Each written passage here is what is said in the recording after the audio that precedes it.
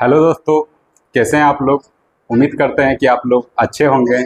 जैसे कि आप लोग को पता है, हम लोग क्राउन बुक का सीरीज चला रहे हैं और उम्मीद करते हैं कि हम लोग बहुत जल्दी इस बुक को कंप्लीट कर देंगे। और हिस्ट्री और ज्योग्राफी हम लोग स्टार्ट किए हैं, आने वाला समय में और भी सब्जेक्ट को स्टार्ट करेंगे। चलिए दोस्तों, तो हम लोग स्टार्ट करते हैं आज ज्योग्राफी। पर डे पहले हिस्ट्री क्लास स्टार्ट होता था, आज ज्योग्राफी स्टार्ट करते हैं। और ज्योग्राफी में भारत की कृषि, क्या कर रहे हैं, भारत की कृषि। तो थोड़ा सा कृषि का नया डेटा के बारे में हम लोग जान लेते हैं, ठीक है। आप लोग सबसे पहले बताइए कि केसर का उत्पादन सबसे ज्यादा कहाँ होता है। जम्मू कश्मीर। कहाँ पर होता है, जम्मू कश्मीर। इस जगह पे क्या होता है, केसर का उत्पादन। अब यहाँ से आइए यूपी का क्षेत्र में। यूपी का क्षेत्र में क्या क्या चीज का होता है, गन्ना, गेहूं, गन्ना। ठीक है, गेहूं और गन्ना और नहीं, चावल नहीं, गेहूं, गन्ना, आलू। क्या क्या हुआ, गेहूं, गन्ना और आलू। गेहूं, गन्ना, आलू। कहाँ पर, उत्तर प्रदेश में। केसर जम्मू कश्मीर में, ठीक है। अब इससे थोड़ा सा ऊपर आइए, असम की ओर। असम में चाय, असम में चाय। एक और कहवा है, कुछ इस तरह का कहवा, वहाँ नहीं। कर्नाटक। हाँ, ठीक है। कहाँ आते हैं, राजस्थान में क्या क्या चीज, बाजरा, ठीक है, बाजरा, दूध और तिलहन। क्या, बाजरा, दूध, तिलहन। बाजरा, दूध, तिलहन। कहाँ पर, राजस्थान। अब आते हैं गुजरात की ओर। गुजरात में क्या क्या चीज, कपास और मूंगफली। कपास और मूंगफली कहाँ पर, गुजरात। मूंगफली गुजरात में। अब इसके ठीक नीचे कहाँ, महाराष्ट्र में क्या, महाराष्ट्र में ज्वार, दलहन। महाराष्ट्र में दलहन हो गया, ज्वार। महाराष्ट्र में है, महाराष्ट्र में प्याज। क्या, प्याज। उसके बाद ज्वार, उसके बाद चीनी। क्या क्या हो गया, प्याज, ज्वार और चीनी। ये महाराष्ट्र में। महाराष्ट्र के ठीक नीचे क्या,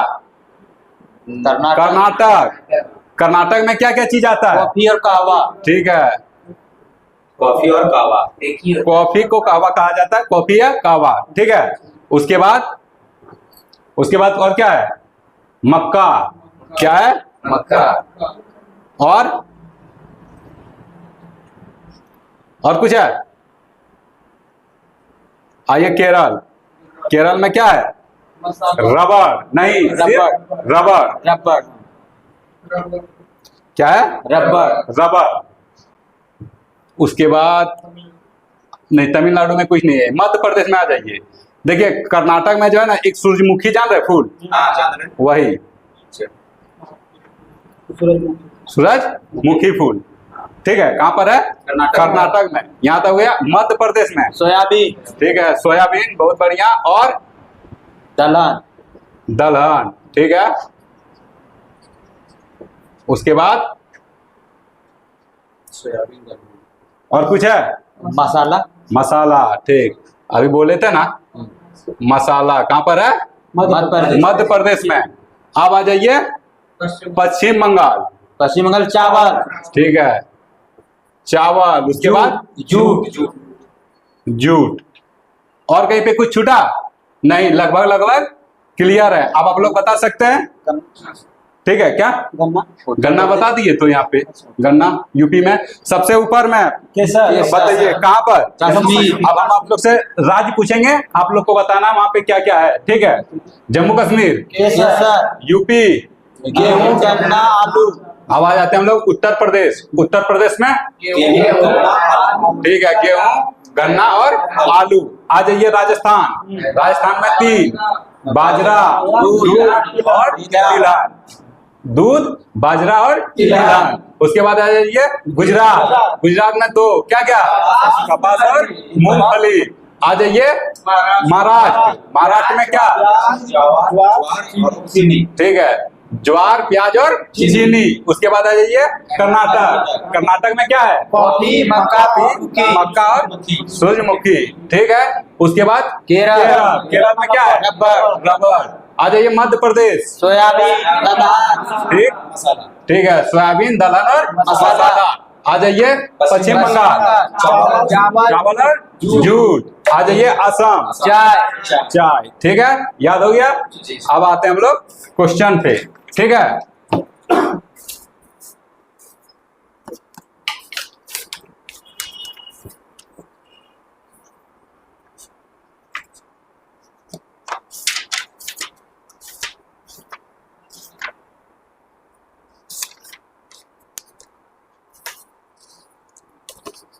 राष्ट्रीय कृषि नीति 2000 के तहत अगले 2 दशकों में कृषि क्षेत्र में कितना % वृद्धि करने का लक्ष्य रखा है?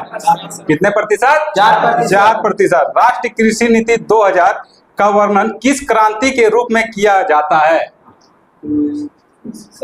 बताइए। हरित क्रांति। नहीं, इंद्रधनुषी क्रांति। कौन सी क्रांति? इंद्रधनुषी क्रांति। हरित क्रांति शब्द का प्रयोग सर्वप्रथम किसने किया था? विलियम नहीं विलियम गेट। किसने किया था? विलियम गेट ने। 1960 ईस्वी में। ठीक, अब हरित क्रांति का जनक किसे माना जाता है? Norman Borlaug. जब अगर हम भारत का पूछे, जब भारत बोलेंगे तभी हम लोग को MS स्वामीनाथन बोलना है। ठीक है, और अगर सिर्फ पूछे कि हरित क्रांति का जनक कौन है तो कौन होगा? Norman Borlaug. अब बताइए उसको नोबेल पुरस्कार कब मिला था? 1970 में। किसको? नॉर्मन बोरलॉग को 1970 में नोबेल पुरस्कार मिला था। किस क्षेत्र में? शांति के क्षेत्र में मिला था। ठीक है, अब भारत में हरित क्रांति का जनक किसे माना जाता है? MS स्वामीनाथन को। भारत में हरित क्रांति कब आया था? 1966 में। 1966-67 में क्या आया था? हरित क्रांति आया था। किस क्षेत्र में आया था? गेहूं का क्षेत्र। किस क्षेत्र में आया था? गेहूं का क्षेत्र? फसल नहीं। पंजाब, हरियाणा। हाँ, पंजाब, हरियाणा और पश्चिमी उत्तर प्रदेश में आया था। ठीक, किसकी खेती हुई थी सबसे ज्यादा? गेहूं की हुई थी। हरित क्रांति में किस पर विशेष ध्यान दिया गया था? 3 चीज पे विशेष ध्यान दिया गया था। क्या क्या चीज पे? सिंचाई पे दिया गया था, उन्नत किस्म के बीज पे दिया गया था, और एक उर्वरक पे दिया गया था। किस पे? सिंचाई पे, बीज पे और उर्वरक पे। ठीक है, 3 चीज पे बहुत ज्यादा ध्यान दिया गया था। योजना आयोग एवं कृषि मंत्रालय ने देश को कितने कृषि जलवायु प्रदेशों में विभाजित किया? कितने में? 15 में। आप बताइए, आप लोग योजना आयोग का गठन कब होगा? 1950। 15 मार्च 1950। जिसका अध्यक्ष कौन होता है? प्रधानमंत्री। कौन होता है? प्रधानमंत्री। अभी योजना आयोग का नाम बदल कर क्या कर दिया गया है? नीति आयोग। कब किया गया है? 2014 में। कब किया गया? 14 में ना। ठीक, भारत में कितने प्रकार की फसलें होती है? 3 प्रकार की। 3 प्रकार का। कौन कौन सा? रबी फसल, खरीफ फसल, जायद फसल। रबी फसल, खरीफ फसल और जायद फसल। अब इसके बारे में आप लोग थोड़ा सा जान लीजिए। ठीक है, थोड़ा सा कपड़ा दीजिएगा सर, नहीं यहाँ लिख देते हैं यहीं पे। ठीक है,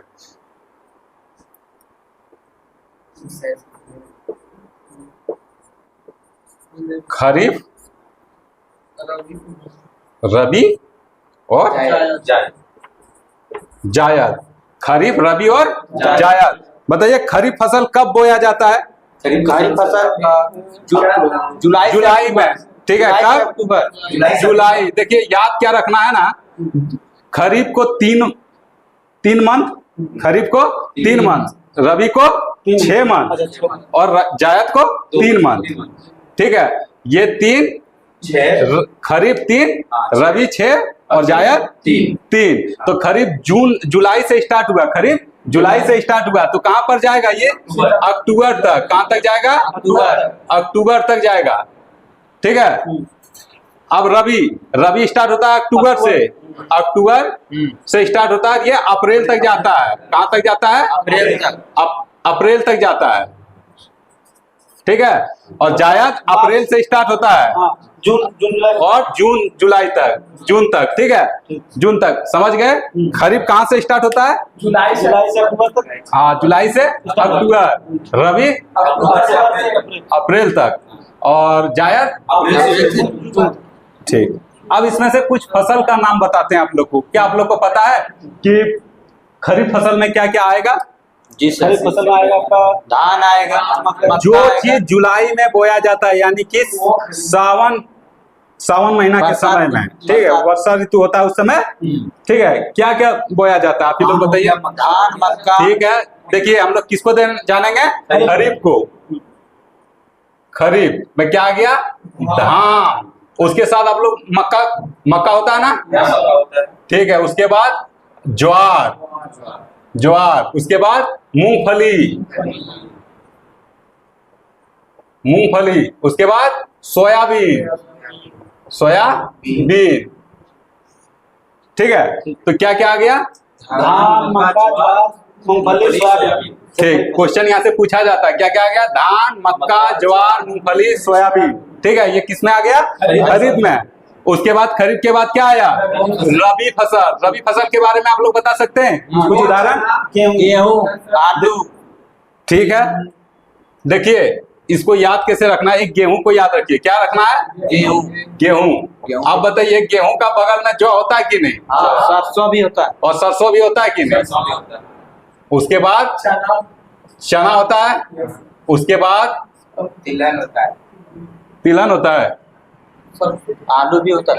आलू होता है, ठीक है। हाँ, और बहुत तरह का होता है। जो विशेष है वो बता दिए। क्या क्या आ गया? गेहूं, जौ, सरसों, चना, आलू। हाँ, गेहूं, जौ, सरसों, चना, आलू। अब बचा क्या? जायद फसल। जायद के बारे में आप लोग बता सकते हैं? खीरा। देखिए, जायद को याद रखिएगा, ये गर्मी वाला चीज होता है। क्या होता है? गर्मी में उपजता है। तो गर्मी में हम लोग क्या क्या खाते हैं? खीरा खाते हैं। खीरा, ककड़ी, तरबूज। खीरा, ककड़ी, तरबूज, गन्ना भी है। तरबूज, ठीक है। गन्ना भी आएगा इसमें। हाँ, जायद में ठीक है। लेकिन पहले बीज का होता है, बरसात के दिन बीज का। खरबूजा और गन्ना। तो याद हो गया ये? चलिए बताइए, खरीफ फसल। धान, मक्का, ज्वार, सोयाबीन। ठीक है। रबी फसल, गेहूं, जौ, सरसों, चना, आलू। क्या क्या? गेहूं, जौ, सरसों, चना, आलू। जायद में खीरा, ककड़ी, खरबूजा और गन्ना। ठीक है, इससे भी क्वेश्चन आएगा और पूछा जाता है क्वेश्चन, ठीक है।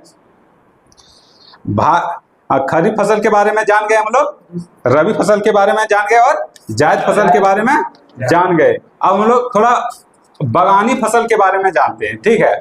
बागानी फसल, जैसे बागवानी में जैसे होता है, क्या क्या आता है? बता सकते हैं? चाय आता है, कहवा आता है, चाय आता है, कहवा आता है, और एक रबर। क्या क्या आता है? चाय, कहवा और रबर। तो चाय सबसे ज्यादा भारत में कहाँ पर होता है? असम में। कहवा कहाँ पर होता है? कर्नाटक में। और रबर केरल में। ठीक है। अब नगदी फसल कौन कौन सा आएगा? नगदी फसल में कपास आ जाएगा, जूट आ जाएगा और मूंगफली आ जाएगा। नगदी फसल में कौन कौन आएगा? कपास, जूट और मूंगफली। ठीक है। अब हाँ, उस नगदी फसल होता है जो नगद तुरंत जो पैसा मिल जाता है ना, वो। अब दो क्वेश्चन आता है, बहुत कंफ्यूजन वाला है, ठीक है। इसके बारे में जान लीजिए। एक ही भूमि पर एक साथ दो या दो से अधिक फसल उगाते हैं तो उसे किस प्रकार की फसल प्रणाली कहते हैं? मिश्रित फसल प्रणाली। क्या बोलते हैं? मिश्रित फसल। एक होता है मिश्रित फसल और एक होता है मिश्रित कृषि।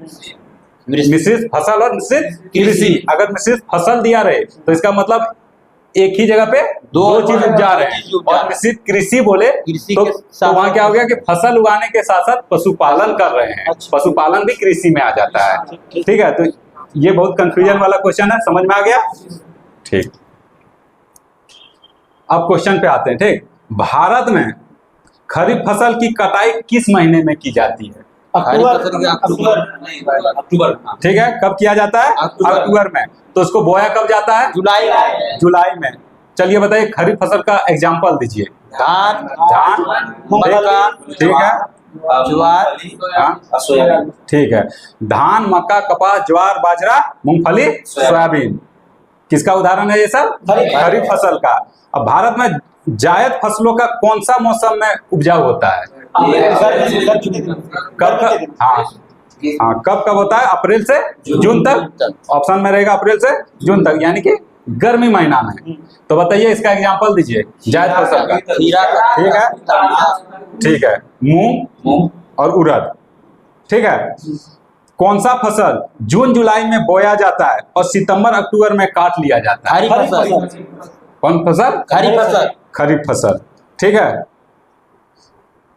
अब खरीफ फसल का उदाहरण दीजिए फिर से, धान, क्योंकि देखिए इतना बार हम इसलिए बोल रहे हैं क्योंकि एक बार में याद हो जाए। तो क्या क्या है? धान, गेहूं, ज्वार, मक्का, मूंगफली, ठीक, सोयाबीन, ठीक। लेकिन गेहूं नहीं, धान मक्का, गेहूं नहीं। धान, मक्का, ज्वार, मूंगफली, हाँ, सोयाबीन, बाजरा। ठीक है। कौन सा फसल का उपयोग भोजन तथा चारे में किया जाते है? भोजन तथा चारा में। अब हम आप लोग को एग्जाम ऑप्शन दे देते हैं। ठीक है। मक्का, ज्वार, बाजरा और रागी। मक्का। ठीक है। उसको हम लोग भी खाते हैं और जानवर को भी खिलाते हैं। दर्रा बना के। ठीक है। अब आते हैं एक और फसल के बारे में, वो है तिल। क्या है? तिल के बारे में आप लोग सुने हैं? ये बहुत कंफ्यूजन वाला है। वो किस प्रकार का फसल है? बताइए, खरीफ है या रबी है? रबी फसल। वो दोनों है। अच्छा, ठीक है। उत्तर भारत में वो खरीफ है, उत्तर भारत में तिल क्या है? खरीफ। और दक्षिण भारत में रबी है। क्यों ऐसा है? हाँ, नहीं, उत्तर भारत में इसको जून में बोया जाता है। अच्छा, उत्तर भारत में जून जुलाई में बोया जाता है। जिसको जून जुलाई में बोया जाता है वो खरीफ हो जाता है। ठीक है। और जिसको अक्टूबर में बोया जाएगा वो क्या होगा? रबी होगा। तो जुलाई अक्टूबर में कहाँ बोया जाता है? दक्षिण भारत में। जुलाई अक्टूबर में दक्षिण भारत और जून जुलाई में उत्तर भारत। तो उत्तर में क्या हो गया? ये खरीफ। और दक्षिण में क्या हो गया? रबी। समझ में आ गया? कॉफी का सबसे बड़ा उत्पादक राज्य कौन सा है? कर्नाटक। अब हाँ, कॉफी का कहाँ है? कर्नाटक। तो कर्नाटक में और कुछ एग्जांपल दीजिए। सूरजमुखी, मक्का और सूरजमुखी कहाँ का है? कर्नाटक का। मूंगफली का सबसे बड़ा उत्पादक राज्य कौन सा है? गुजरात। गुजरात में और क्या चीज का उत्पादन होता है? कपास। किस प्रकार की मिट्टी में उत्पादन होता है? काली मिट्टी में। बहुत अच्छा। केसर का सबसे बड़ा उत्पादक राज्य? जम्मू कश्मीर। ठीक है। मसाला का सबसे बड़ा उत्पादक राज्य? मध्य प्रदेश। आप बताइए वहाँ मसाला के साथ साथ और कौन कौन सा चीज का आदरणीय राज्य है? सोयाबीन और दलहन। ठीक, वेरी गुड। तो चलिए, क्लास आप लोग का लगभग कंप्लीट कर दिए हम, और यहाँ से आप लोग का क्वेश्चन नहीं छूटेगा। जहां तक था क्वेश्चन अब नहीं छूटेगा। फिर भी एक दो क्वेश्चन और पूछ लेते हैं सर। अध्ययन वाला बस वही पूछ रहे हैं सर। और उसके बाद ये देश देश नहीं पूछा जाता। कहाँ देश का? क्या देश का है? जैसे कि स्थानांतरित कृषि को मलेशिया में क्या बोला जाता है? नहीं, ये उतना इम्पोर्टेंट नहीं। वो इम्पोर्टेंट है ही नहीं सर। वो देगा ठीक जो है। हरित क्रांति किससे संबंधित है, रजत क्रांति किससे संबंधित है। हमको जो ठीक है, सुनाया हरित क्रांति बताइए। खाद्यान्न से है। ठीक। दूध उत्पादन को क्या कहा जाता है? श्वेत क्रांति के अंदर दूध क्रांति। ठीक है। मांस तथा टमाटर उत्पादन? लाल क्रांति। मांस तथा टमाटर लाल क्रांति। झींगा उत्पादन? गुलाबी। झींगा उत्पादन गुलाबी। आलू उत्पादन? गोल क्रांति। ठीक है। रजत क्रांति? रजत अंडा या मुर्गी उत्पादन? क्या? अंडा या मुर्गी उत्पादन। रजत क्रांति के अंतर्गत। ठीक है। फल उत्पादन? सुनहरी। फल उत्पादन और क्या? जूट। क्या? फल उत्पादन और जूट किसमें आ जाएगा? सुनहरी क्रांति में। उर्वरक क्रांति? ग्रे क्रांति। ठीक है। फलों के सड़ने से बचाना? श्रृंखला खाद्यान्न श्रृंखला क्रांति। खाद्यान्न श्रृंखला क्रांति। पेट्रोलियम उत्पादन? कृष्ण क्रांति।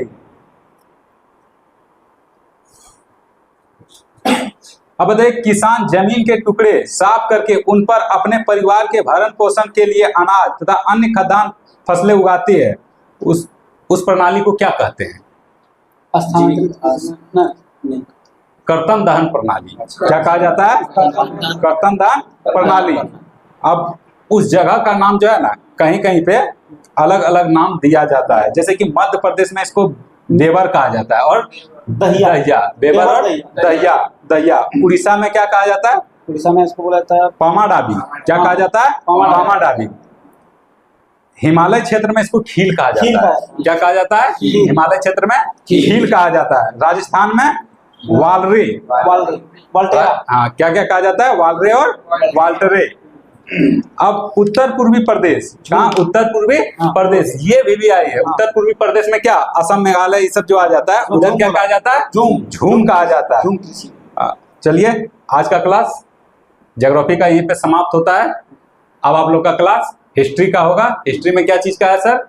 मौर्य साम्राज्य का प्रशासन से लेकर अंत तक, ठीक है, अंत तक, मतलब पूरा मौर्य साम्राज्य कंप्लीट हो जाएगा। ठीक है, तो ठीक है। तो चलिए, हम लोग इतिहास में कल पढ़ रहे थे मौर्य साम्राज्य, ठीक है ना। मौर्य साम्राज्य कंप्लीट नहीं किए थे, आज प्रशासन से स्टार्ट करेंगे। प्रशासन में क्या देखेंगे हम लोग? तो राजनीतिक, सामाजिक और आर्थिक को, ठीक है ना। राजनीतिक, सामाजिक और आर्थिक को तो बताना आप लोग को कि अर्थशास्त्र में किस सिद्धांत के अंतर्गत राजा, अमात्य, जनपद, दुर्ग, कोष, सेना एवं मित्र शामिल थे? सप्तांग सिद्धांत। सप्तांग सिद्धांत के अंतर्गत क्या क्या शामिल थे? तो राजा, अमात्य, जनपद, दुर्ग, कोष, सेना और मित्र, ठीक है। शीर्षस्थ अधिकारी क्या कहलाते थे? हाँ, तीर्थ या महामार्ग। तीर्थ या महामार्ग, ठीक है। इनकी संख्या कितनी? अधिकारी की संख्या 18। कितने संख्या थे? 18। इनको वेतन के रूप में 48,000 पन मिलते थे। कितने? 48,000 पन। पन क्या था? तो 3/4 तोल के बराबर चांदी का सिक्का। 3/4 तोल के बराबर चांदी का सिक्का, उसी को पन कहा जाता था। और वेतन के रूप में 48,000 पन मिलता था उनको, ठीक है। किताब से मौर्य काल का प्रमुख अधिकारी मतलब बताना कि कौन थे? अर्थशास्त्र के अनुसार प्रमुख अधिकारी, ठीक है ना, बताना। हाँ, प्रमुख अधिकारी नाम बताना। मंत्री परिषद सब जैसे होते थे ना, तो वही बताना है आप लोग को, ठीक है ना। हम अभी कंप्लीट नहीं किए हैं, पूछेंगे, ठीक है ना।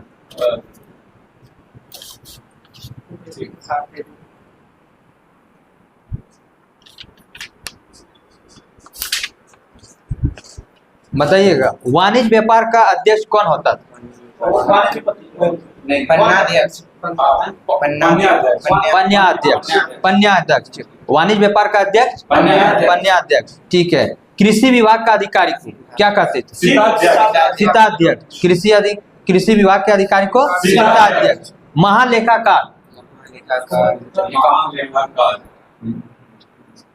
अक्षपटली। अक्षपटली, ठीक है। माप तोल का अधिकारी, माप तोल अधिकारी को क्या कहा जाता था? कोतवाध्यक्ष। कोतवाध्यक्ष। कोतवाध्यक्ष क्या था? माप तोल के अधिकारी, ठीक है ना। बंदरगाह के अध्यक्ष, बंदरगाह जहाँ व्यापार करते थे, पत्नाध्यक्ष, ठीक है, पतना अध्यक्ष। अच्छा, फौजदारी के न्यायालय को क्या कहा जाता था? 2 प्रकार का न्यायालय चलते थे, एक फौजदारी न्यायालय और एक दीवानी न्यायालय। तो फौजदारी न्यायालय को क्या कहा जाता था और दीवानी न्यायालय को क्या कहा जाता था? कंटक शोधन।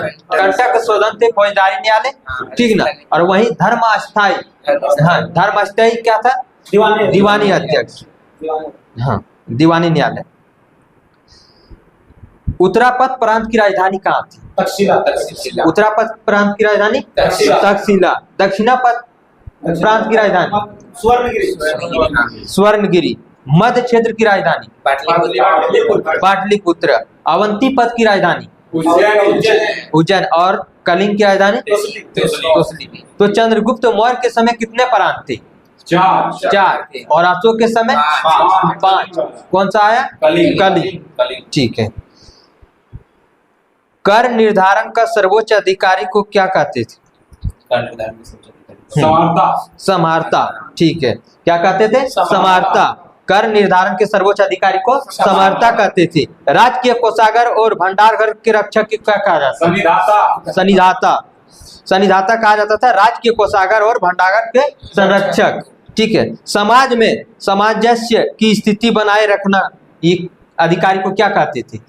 ये किनके मतलब विभाग में रहता था? तो ये रहता था धम्म महामात्रा। धम्म महामात्रा नामक अधिकारी के पास रहते थे समाज को सामंजस्य स्थिति बनाए रखना। ठीक, जिला में राजस्व वसूली का कार्य करने के अधिकारी को क्या कहते थे? जिला में राजस्व वसूली कार्य करने वाले अधिकारी को क्या कहते थे? युक्तक। युक्तक क्या कहते थे? युक्तक। ठीक है, दीवानी न्यायालय के न्यायाधीश को क्या कहा जाता था? दीवानी न्यायालय के न्यायाधीश को क्या कहा जाता था? व्यवहारिक। व्यवहारिक, बिल्कुल सही, व्यवहारिक कहा जाता था। सीमावर्ती क्षेत्रों में धर्म प्रचार करने वाले अधिकारी, जैसे मैं जो भी सीमा क्षेत्र से सटा हुआ था वहां प्रचार प्रसार करने के लिए उस अधिकारी को नाम क्या दिया गया था? अंत महामात्य। अंत महामात्य। ठीक है,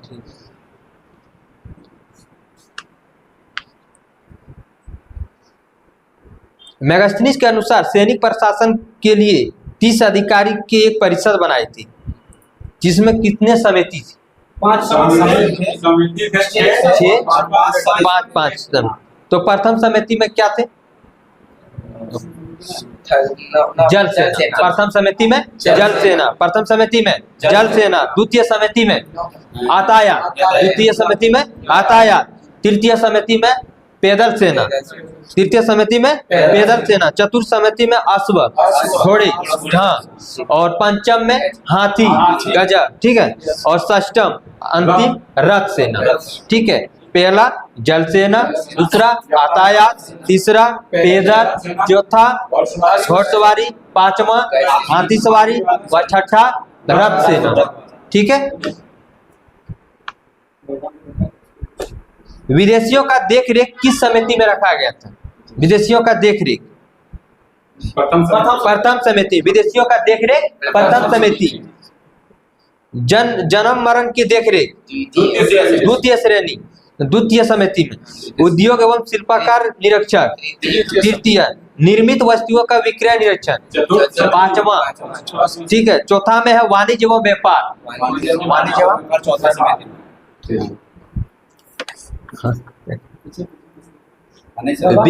बिक्री कर वसूलने कार्य, बिक्री कर वसूलने का केवल समिति में, लास्ट और अंतिम छठे समिति। तो पहला में क्या पढ़े हम लोग? विदेशी। दूसरा में जन्म मरण। तीसरा में उद्योग। चौथा में वाणिज्य और पांचवा में निर्मित वस्तुओं का और छठा में बिक्री वसूलने का। ठीक है,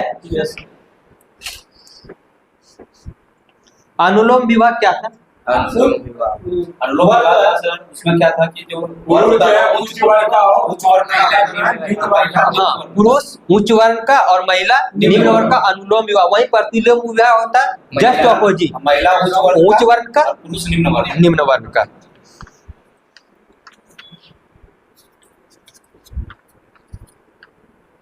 प्रांत को किसमें बांटा जाता है? प्रांत को सर आहार या विषय में। आहार या विषय में। प्रांत का प्रशासक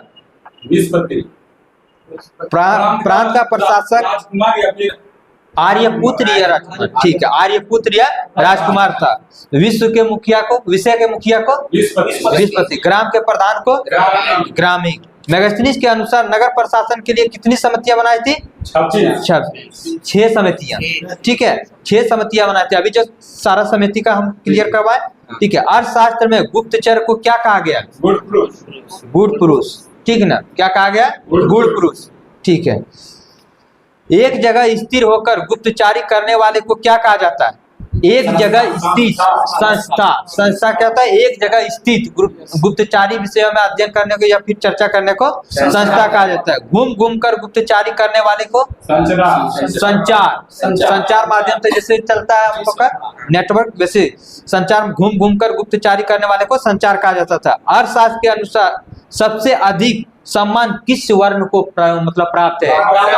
ब्राह्मण। हम लोग वर्ण 4 कौन कौन? ब्राह्मण, क्षत्रिय, वैश्य और शूद्र। तो सबसे ज्यादा सम्मान किसको मिलता था? ब्राह्मण को। मौर्य साम्राज्य में सोने के सिक्के को क्या कहा जाता था? निष्क्रिय स्वर्ण। ठीक है, निष्क्रिय स्वर्ण। ठीक है। चांदी के सिक्के को क्या कहा जाता था? कार्चापन। कार्चापन। ठीक है। तांबे के छोटे सिक्के को क्या कहा जाता था? काकनी। क्या कहा जाता था? काकनी। तांबे के छोटे सिक्के को काकनी। चांदी के सिक्के को कार्सापन। चांदी के सिक्के को कार्सापन। वही सोने के सिक्के को निष्क्रिय स्वर्ण। निष्क्रिय स्वर्ण। सिक्के को जो जारी करते थे उन अधिकारी को क्या कहते थे? सिक्के को जारी करने वाले अधिकारी को क्या कहा जाता था?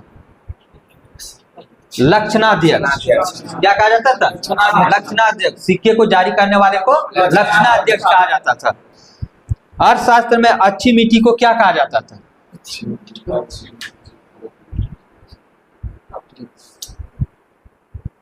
आदेव मातृका। आदेव मातृका। अर्थशास्त्र के अनुसार मौर्य साम्राज्य में कितने प्रकार की भूमि थी? 2 प्रकार की भूमि थी। कितने प्रकार की भूमि थी? 2 प्रकार की भूमि थी। एक था राजकीय स्वामित्व भूमि और दूसरा था निजी स्वामित्व भूमि। मतलब एक सरकारी और एक प्राइवेट। हाँ, ठीक है। तो भूमि कर कितना भाग लिया जाता था? भूमि कर 1/4 से 1/6 तक। 1/4 से 1/6 तक भूमि कर लिया जाता था। वहीं सिंचाई कर कितना लिया जाता था? 1/3 से 1/5। 1/3 से 1/5। बहुत अच्छा। सिंचाई कर 1/3 से 1/5। वही भूमि कर 1/4 से 1/6। ठीक है। भू राजस्व एवं सिंचाई कर कुल उपज का कितना? 1/2। भू राजस्व सिंचाई कर का कुल उपज का कितना था? 1/2 भाग था। वस्त्र निर्माण एक प्रमुख उद्योग था जिसके अधिकारी को क्या कहते थे? शूद्राध्यक्ष। शूद्राध्यक्ष। क्या कहते थे? वस्त्र निर्माण के प्रमुख उद्योग के अध्यक्ष को शूद्राध्यक्ष। ठीक है। भारत का व्यापार ठीक है किन किन देशों से होता था? मौर्य साम्राज्य में सीरिया, फारस। हाँ, रोम, फारस, सीरिया, मिस्र आदि देशों से व्यापार होता था। ठीक ना। तो इसमें से भी पूर्वी तट और पश्चिमी तट। ठीक ना। तो पूर्वी तट के बंदरगाह को क्या कहा जाता था? ताम्रलिप्ति। देखिए पश्चिमी तट के बंदरगाह को क्या कहा जाता था? सोपारा या भड़ोच। सोपारा या भड़ोच। तो किधर? पश्चिमी तट की सोपारा या भड़ोच। वहीं पूर्वी तट के ताम्रलिप्ति। ठीक ना, ताम्रलिप्ति। ठीक है। बिक्री कर के रूप में मूल्य का कितना मतलब केवल भाग 10वां लिया जाता था और जो नहीं देता था उनका मूल्य का 10वां भाग लिया जाता था। लेकिन जो इससे बचता था उनको डायरेक्ट मृत्युदंड दिया जाता था। ब्याज के रूप में जो कहा जाता मतलब लिया जाता तो ब्याज को क्या कहा जाता है मौर्य साम्राज्य? रुपिका। क्या कहा जाता है? रुपिका या परीक्षण। रुपिका या परीक्षण कहा जाता था। ठीक है। अशोक ने कई नगरों का स्थापना किया मौर्य साम्राज्य में। तो 2 प्रमुख नगर बताना, एक कश्मीर में स्थित है और एक नेपाल में स्थित है। एक तो हो गया श्रीनगर। श्रीनगर कहाँ है? तो कश्मीर में। और वही नेपाल में क्या किए? ललित पाटन।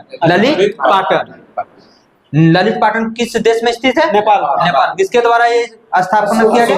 अशोक के द्वारा। चंद्रगुप्त मौर्य का राजप्रसाद किसका बना था? चंद्रगुप्त मौर्य का राजा प्रसाद जो राजा प्रसाद का मतलब हो गया महल। महल जो बना था वो किससे बना था? लकड़ी का बना था। जो पटना में शायद ना। हाँ। अशोक ने बराबर की पहाड़ी को काट कर भिक्षुओं के लिए कौन सी गुफा बनवाई?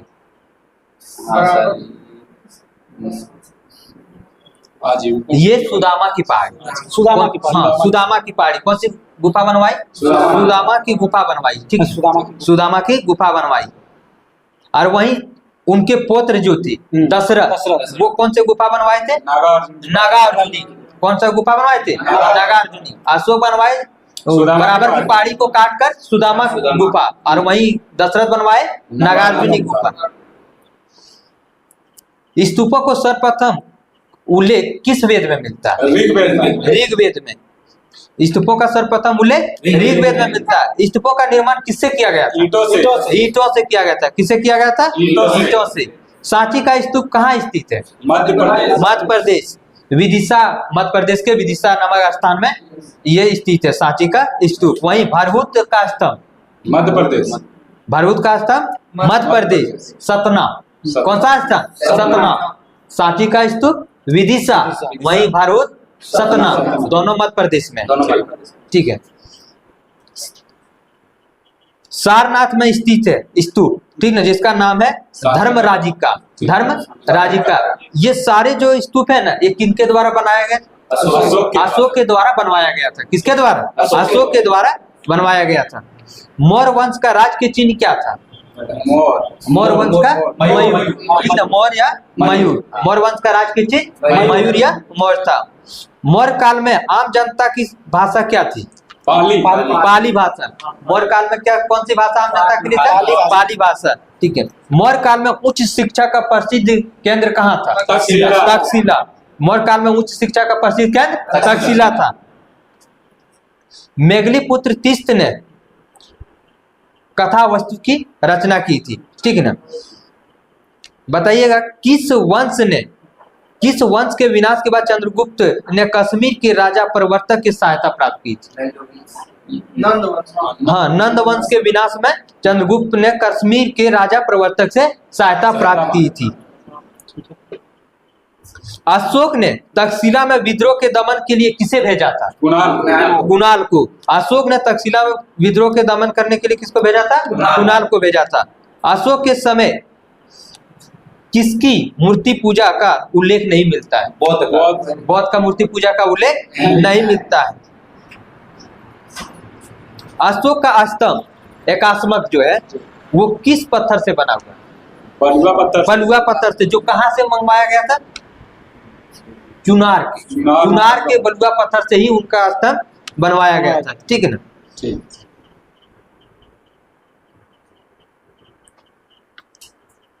अब हमको लगता खत्म। इतिहास का जो भी टॉपिक था वो सारा क्वेश्चन पूछ लिया गया है। और स्टार्टिंग में जैसे कि लखन सर बताए आप लोग को कि बहुत सारा सपोर्ट मिल रहा है आप लोग का, ठीक ना। और हम लोग भी उतना ही मेहनत कर रहे हैं और मेहनत करने में जुनून भी आ रहा है, क्योंकि आप लोग का सपोर्ट देख के लगता है कि इन्हें और मेहनत करें और करेंगे भी आप लोग के लिए। इसलिए आप लोग भी अपना मेहनत दिखाएं और हम लोग भी अपना मेहनत दिखाएंगे। और जो भी हो कमेंट में बताएं हम लोग को, ताकि पता लग सके कि क्या क्या कमी है और क्या क्या करना है और कैसे करना है। इसीलिए आप लोग का सपोर्ट बना रहे, ठीक है। थैंक यू, धन्यवाद। फिर कल मिलते हैं हम लोग अगला टॉपिक।